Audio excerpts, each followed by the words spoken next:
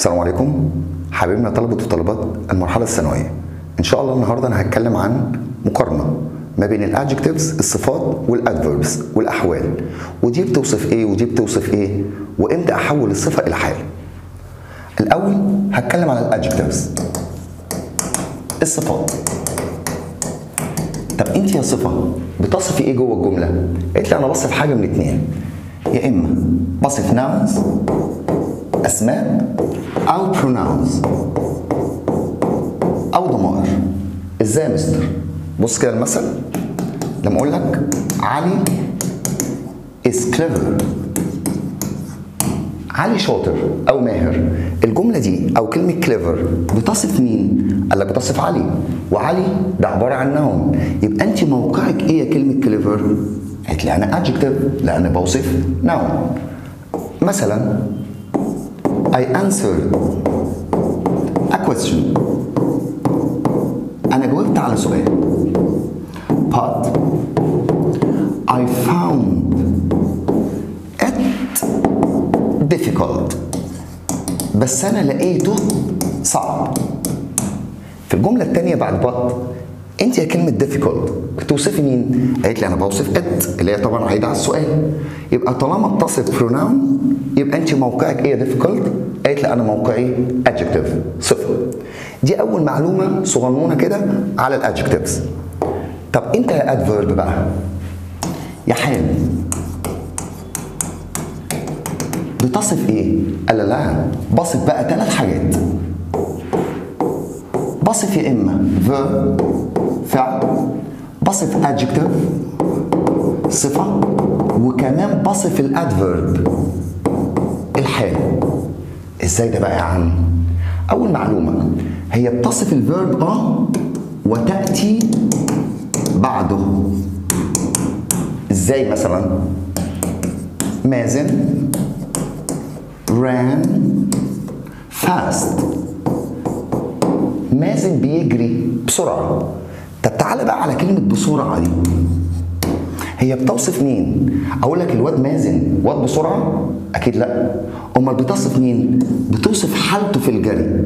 يبقى هي هنا بتوصف فيرب، وعشان بتصف فيرب يبقى أنت اسمك أدفيرب حال. دي أول حاجة ودي الطبيعي. قال لك بقى بتصف برضو الادجكتيفز الصفات، وتصف الادفيربس الأحوال، بس بتيجي قبلهم.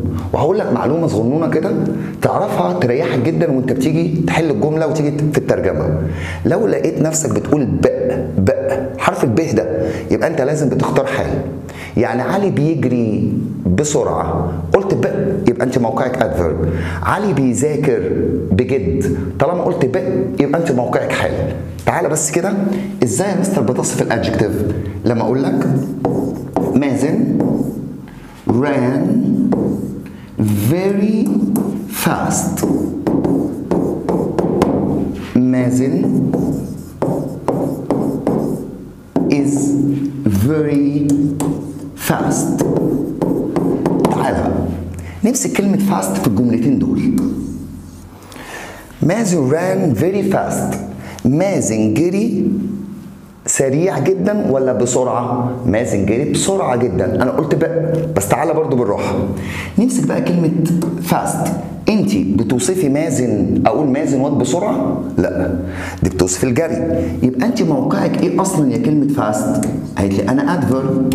ليه أدفيرب؟ لأن أنا بوصف الفيرب اللي جوه الجملة. تعالى بقى اللي يخصني كلمة فيري بقى في الجملتين دول. فيري أصلا وهتاخد دلوقتي هي عبارة عن إيه؟ عبارة عن أدفيرب حال. طب انت يا فيري اللي بمعنى جدا، تعال نمسكها في الجمله نشوف بتوصف مين. اقول لك الواد مازن واد جدا؟ اكيد لا. طب مازن جري جدا؟ قال لك لا. امال هي بتوصف مين جدا؟ بتوصف فيري كلمه فاست اللي هو بسرعه جدا. فعشان هي بتوصف كلمه فاست اللي هي موقعها في الجمله عباره عن ادفيرب، يبقى انت موقعك ادفيرب حال. ليه انت حال يا فيري؟ قالت لي لان انا بوصف حال. يبقى دي تاني حالة. أول مرة كانت بتوصف الفيرب اللي هو الجري، إنما هنا بتوصف الفاست اللي هي موقعها أصلا جوه الجملة أدفيرب. طب تعالى هنا، مازن is very fast، مازن يكون بسرعة جدا ولا مازن يكون سريع جدا؟ سريع جدا. يبقى كلمة فاست دي اللي هي سريع بتوصف مين؟ بتوصف مازن ان هو واد سريع جدا. يبقى طالما هي بتوصف مازن ومازن ده عبارة عن ناون، يبقى انت موقعك في الجملة adjective، صفة. تمام. تعالى بقى على اللي تخصني كلمة very اللي هي معنى جدا. ينفع اقول مازن واد جدا؟ لا. طب مازن يكون جدا؟ لا. امال مازن ايه؟ سريع جدا. يبقى جدا دي بتدي ديجري درجه للسرعه، يبقى هي بتوصف الادجكتيف، وطالما بتوصف الادجكتيف يبقى انت ادفيرب، حال. يبقى كده الحال بيوصف 3 حاجات، فيرب او adjective او adverb. انما الادجكتيف الصفه بتصف حاجتين، يا اما noun او pronoun. تمام. بص بقى يا دكتور، في معلومه مهمه جدا عشان جت السنه اللي فاتت واللي قبلها. الادجكتيف اقدر احط قبلها او ان؟ طب امتى يا مستر؟ قال لك نضع قبل الصفه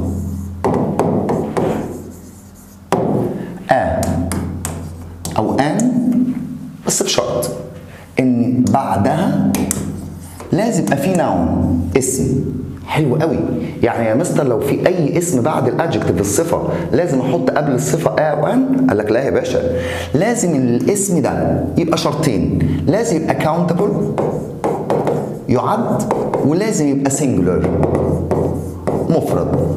دول شرطين اساسيين عشان احط قبل الصفه او ان. يبقى معنى كده مش اي اسم احط قبل الصفه او ان، لازم يبقى مفرد ولازم يبقى يعد. مثلا علي is a clever boy، ولد شاطر. طب يا مستر انت ليه حطيت قبل كليفر اللي هي الادجكتيف ليه حطيت قبلها او ان؟ قال لك لان بوصف البوي، والبوي ده عندي سنجولر مفرد وكاونتبل، اقدر اعده. اخد بالي بقى من معلومه في الصغر كده كان بيقولها لنا في كيجي مش صفاء، كانت بتقول لنا ايه؟ خلي بالك لو الكلمه بتبدا ب اي اي اي او يو بحط قبلها ولا ان، لان بقول لك عليها متحرك. طبعا دي معلومه قمه الفشل. ليه بقى يا دكتوره؟ لان وان دي انا بحطها لو كان النطق بتاع الكلمه فاول، ملهاش دعوه خالص بالكتابه. قصدك ايه؟ لان عندي مثلا في كلمات بتبدا بيو وكلمات بتبدا باتش، اقدر احط لها واقدر احط لها ان. يا نهار ابيض، طب ازاي يا مستر تبدا باتش وتبدا بيو واحط لها او ان؟ قال لك حسب نطق الكلمه. قال لك اليو والاتش دي لو نطقوا بنحط قبلهم ان. لو نطقوا يعني ايه؟ لو قلت سوري في اللي بعمله زي حاجه كده، لو عملت اللي هو الاتش اتنطقت زي كلمه هاوس، انا نطقت الاتش اهو، يبقى لازم اقول ان. هل دي اسمها هاور؟ لا، اسمها اور. النطق بتاعي نطق فاول وما نطقتش الاتش، يبقى في الحاله دي لازم احط ان. اخد بالي بقى من اليو. لما اقول لك اسمها ايه؟ يومبريلا؟ لا، امبريلا. هل هنا انا قلت يو؟ لا، ده انا قلت امبريلا. يبقى هنا اليو انا ما نطقتهاش، فكنا بنحطه واحنا صغيرين ان امبريلا. انما مثلا كلمه زي دي يونت، اول حاجه نطقتها يو، يبقى اليو اتنطقت يو، يبقى لازم قبلها ان. واخد بالي، بص السنه اللي فاتت كان يقول لك نقط European country. اولا انا بوصف البلد انها بلد اوروبيه، يبقى الاسم اللي انا بوصفه ده countable وسنجولر مفرد يعد، يبقى في الحاله دي اقدر احط يا اما او ان. طب بناء على مين؟ على كلمه country؟ قال لك لا، على الصفه اللي انت بتنطقها. اقراها. قلت ايوروب؟ لا، ما قلتش اي دي خالص، قلت European country. يو واليو هنا انا نطقتها يو، يبقى هنا هتاخد على الرغم انها بادئه باي وبعدها يو.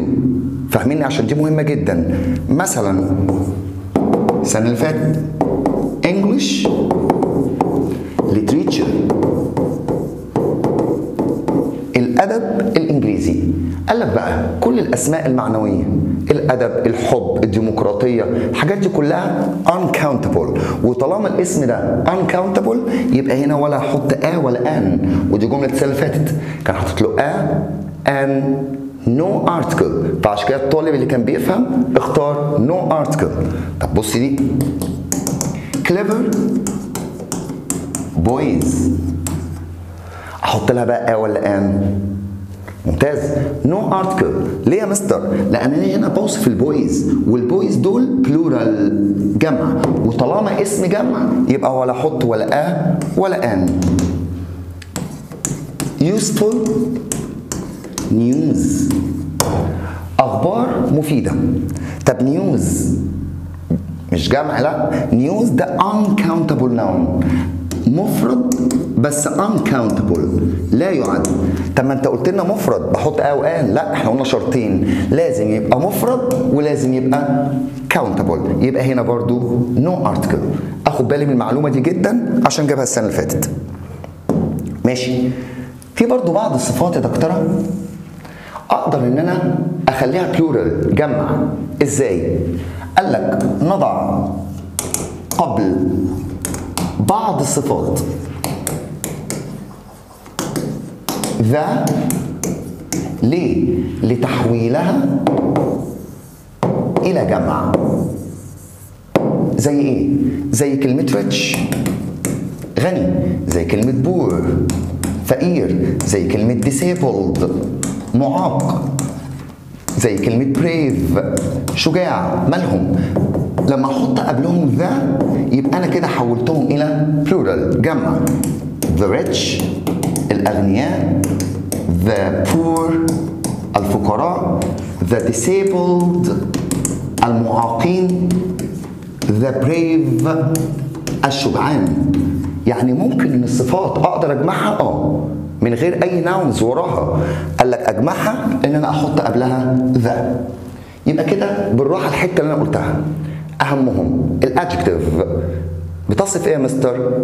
تمام، noun or pronoun، اسم او صفه. انما الادفيرب بيصف 3 حاجات، بيصف فعل او صفه او حال. خليك معايا كده. امتى احط قبل الصفه او ان؟ دايما قال لك لا، لو بعدها كان اسم مفرد يعد. طب لو كان الاسم اللي بعد الصفه جمع، لو كان لا يعد ولا هقدر احط ولا ولا ان، واقدر اختار حاجه اسمها نو ارتكل. بعض الصفات اقدر اجمعها ان انا احط قبلها ذا. خد كده حاجه كده صغنونه، تكوين الجمل مثلا. اي جمله بتبدا بسبجكت، لو لقيت يا دكتوره بعد السبجكت بعد الفاعل ده لو لقيت فيرب تو بي او اي فعل بمعنى يبدو. يعني ايه اي فعل بمعنى يبدو؟ زي سيم، ساوند، كتير. مالهم؟ قال لك دول لازم يجوا وراهم adjectives صفات. وانت مرتاح كده يا دكتوره اختار صفه. طب يا مستر لقيت اي فعل تاني، قال لك حط بعدهم adverb حال وانت مرتاح. بس اخد بالي بقى من فعل خبيث جدا اللي هو فعل اسمه feel، يشعر. ده عيبه في ايه بقى؟ في العربي. لما اقول لك انا دلوقتي ما اكلتش بقالي فتره، بقول لك انا اشعر جعان، لا انا اقول انا بشعر بالجوع، انا اشعر بالعطش، انا اشعر بالارهاق. عيبه ان في العربي بتلاقي نفسك بتقول بعديه نون اسم الجوع العطش.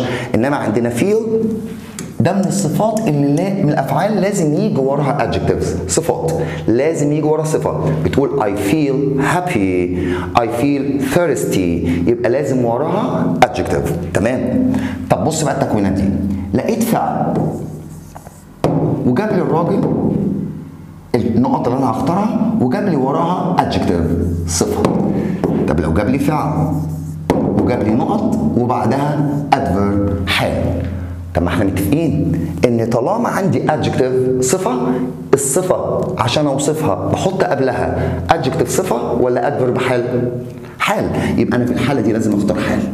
طب لو لقيت بعد النقط حال، قال لك في الحاله دي برضو لازم استخدم حال. طب لو لقيت بقى يا مستر فاعل وفعل وبعد النقط الراجل جايب لي نون اسم، ما انت عارف ايه اللي بيصف الاسم؟ صفة، يبقى لازم في الحالة دي بختار صفة. يبقى لو بعد النقط صفة أنا بختار حال، لو بعد النقط حال بختار حال، طب لو بعد النقط اسم أنا بختار صفة. دي قوانين كده صغنونة تريحك في الاختيارات جدا. آخد بالي بقى يا دكتورة إن في عندي نوعين من الادجكتيفز، في حاجة اسمها ordinary adjectives صفات عادية، وفي عندي strong adjectives صفات قوية. زي ايه يا مستر؟ زي كلمة اسمها hot سخن، ايه الصفة القوية بتاعتها؟ boiling بيغلي. صفة اسمها cold بارد، طب ايه الصفة القوية بتاعتها؟ freezing متجمد. زي صفة tall البني ادمين او الاشجار او السكاي سكريبرز ناطحات السحاب او التاورز الابراج بنقول تول، انما عندي هاي لاي حاجه تانية عاليه طبعا كده. يبقى ايه بقى الصفه القويه بتاعتها؟ enormous huge ضخم او هائل، دي الصفه القويه بتاعتها. في عندي صفه برضو زي worried قلقان، طب ايه الصفة القوية بتاعتها؟ anxious قلق أو قلقان، دي الصفة القوية بتاعتها. زي angry غضبان، طب ايه الصفة القوية بتاعتها؟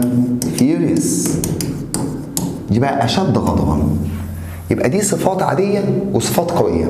الأهم بقى من دي إن النوعين دول كل واحدة بتبقى ليها adverbs مختلفة، في أحوال بتيجي مع الصفات العادية وأحوال بتيجي مع الصفات القوية. زي إيه يا مستر؟ زي كلمة really. really دي بقى بتيجي مع النوعين من الصفات، بتيجي مع الصفات القوية والصفات العادية، إنما بقى في أحوال مع الصفات العادية بس، زي very quiet thirdly rather extremely. قال لك دول لازم الصفات بتاعتهم بتبقى صفة عادية، انما اللي بيجي مع السترونج adjectives الصفات القوية زي ايه يا مستر؟ قلنا really completely absolutely totally. دول اوعى تختارهم اللي بيبقى بعدهم strong adjective صفة قوية. اخد بالي بقى يا دكتور من معلومة من اخطر المعلومات، ايه هي؟ ان عندي some adverbs بعض الاحوال اقدر احط لها ly عشان احولها الى adverb، برضه احولها الى adverb حال بس المعنى بيتغير. بتقولي بقى يبقى هناك احوال نضع لها الواي ليه يا مستر؟ لتحويلها إلى حال، بس في الحالة دي ده الأهم بالنسبة لي، يتغير المعنى بيتغير خالص. زي إيه؟ زي كلمة ليت اللي هي متأخر، لو حطينا لها الواي بقت ليتلي بمعنى حديثا أو مؤخرا، حال برضو بس المعنى اتغير خالص. زي كلمة ديب بتيجي بمعنى بعمق أو عميق، لو حطينا لها الواي بقت ديبلي معناها very معناها جدا ودي من الأخطاء الشائعة جدا. زي كلمة هاي بمعنى عالي أو بشكل عالي أو بصوت عالي، يعني عبارة عن adverb برضو لما أحط لها الواي highly أنا كده حولتها إلى adverb حال برضو، بس معناها very much كتير جدا. زي كلمة hard بمعنى لو جت حال بمعنى بجد، لو حطيت لها الواي hardly بمعنى rarely نادرا بالكاد، يعني بقول لك rarely rains in Egypt هي hardly rains in Egypt بتمطر نادرا في مصر. زي كلمة straight straight لو جت adverb بمعنى نون ستوب بلا توقف. طب لو حطيت لها ly straightly معناها ايه يا دكتور؟ معناها very soon، قريب جدا. اخد بالي من الاحوال دي جدا، هي صفه، هي الحال، بس حطيت لها ly اتغير المعنى. اخرهم كلمه اسمها most، لو حطيت لمعنى معظم او غالبيه، لو حطيت لها ly mostly هيبقى معناها ايه؟ بغالبيه؟ قال لك لا، mostly معناها mainly اللي هو بشكل رئيسي او بشكل اساسي. يا رب تكونوا فهمتوا كده الفرق ما بين الادجكتيف والادفيرب، ونتقابل ان شاء الله في محاضره ثانيه. السلام عليكم ورحمه الله وبركاته.